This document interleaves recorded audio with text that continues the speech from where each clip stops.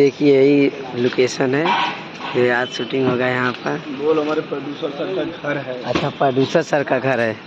तो दोस्तों देखिए प्रोड्यूसर सर का ये घर है, ये फिल्म के प्रोड्यूसर है, उन्हीं का घर है और ये उनका गाड़ी है। देख सकते हैं कितनी।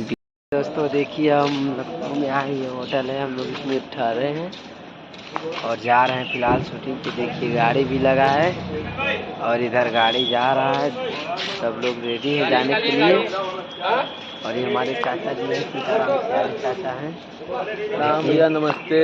दिन बाद मिला हूँ और ये इनका घर इलाहाबाद है। आज लखनऊ में समर सिंह की शूटिंग पे मिल गए हैं। फिलहाल ये तो घर अपने जा रहे हैं, अब हम अकेले हैं और चलते हैं शूटिंग पे, आपको दिखाते हैं वहाँ का शूटिंग किस तरह होता है। सब लोग जा रहे हैं। तो आए दोस्तों, अभी आए इतने के लिए, अभी शूटिंग की पूरा वीडियो दिखाते हैं। Love you. देखिए यही लोकेशन है, ये आज शूटिंग होगा यहाँ पर। बोल हमारे प्रोड्यूसर सर का घर है। अच्छा, प्रोड्यूसर सर का घर है।